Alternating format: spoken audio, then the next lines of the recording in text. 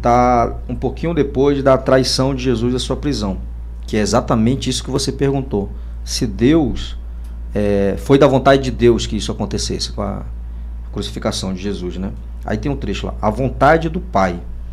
Existe um grande perigo de se interpretar mal os significados de numerosas coisas que hajam sido ditas e os acontecimentos relacionados com o término da carreira do mestre na carne.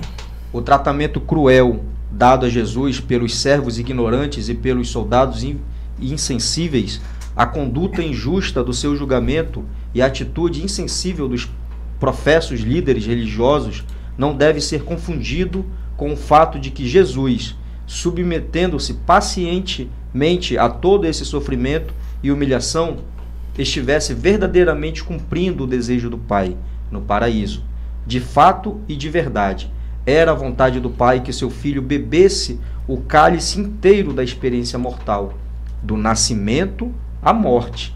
Mas o Pai no céu não teve absolutamente nenhuma contribuição em provocar o comportamento bárbaro dos seus seres humanos, supostamente civilizados, que tão brutalmente torturaram o Mestre e tão horrivelmente acumularam indignidades sucessivas sobre a sua pessoa, a qual não se opunha a menor resistência.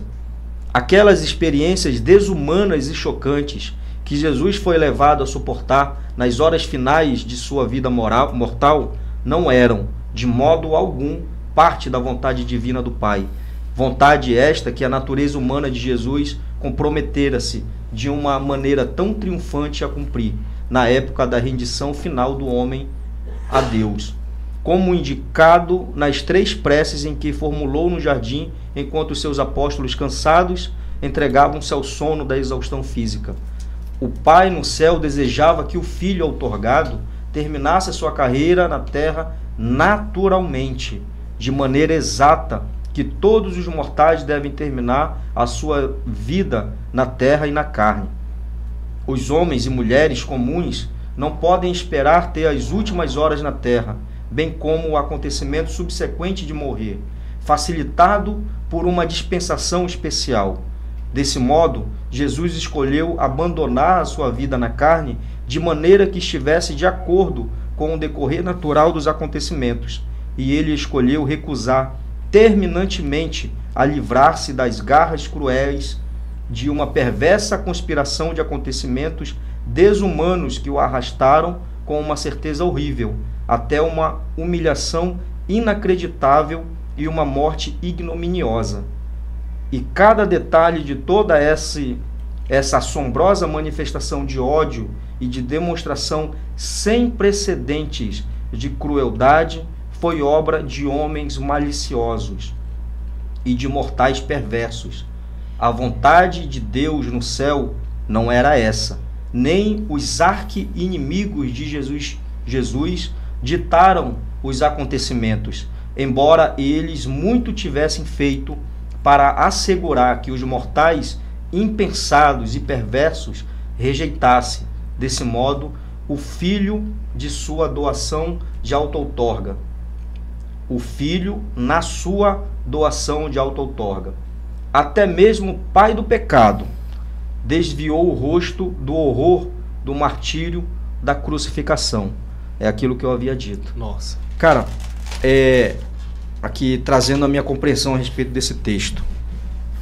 Se o Pai, se Deus, Jesus Cristo, veio trazer uma versão nova, uma versão mais amplificada sobre o Pai dele no céu, de um Deus, não aquele Deus rancoroso, vingativo, um Deus de uma justiça implacável, e sim trazer um Deus que usa sempre da sua misericórdia, trazer um Deus amoroso, um Deus paciente, um Deus do bem, da verdade, da beleza, da bondade. Como é que no final da carreira mortal do Filho dele, Jesus Cristo, ele iria agir de uma maneira não amável, tanto de abandonar como de conduzir os acontecimentos para que Jesus Cristo fosse morto daquela maneira e em sacrifício de perdoar todos os pecados da humanidade, por assim dizer.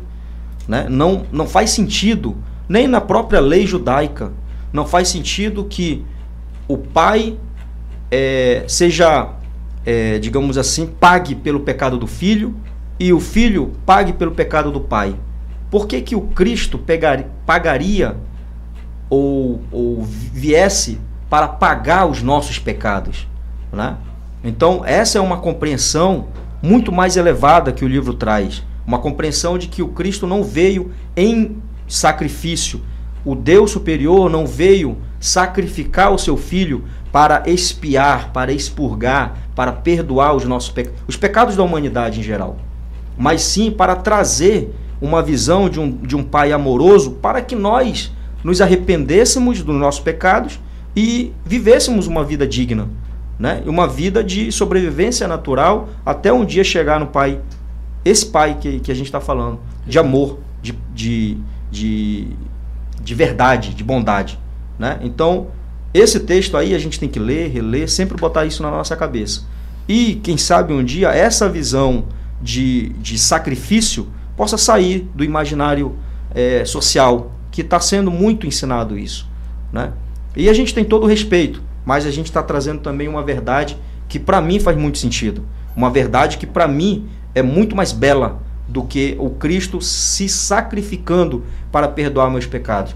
Eu vejo que o sacrifício do Cristo não foi morrer, né? Isso é uma crença minha agora. Não foi morrer pelos meus pecados, mas sim viver para ensinar eu não pecar. Para ensinar que a verdadeira vida é a vida da verdade, da liberdade. Mas a liberdade que traz a plena atitude de servidão, de amor por todos nós, por todos nós. De errar, perdoar, de ser perdoado e continuar a caminhada sempre.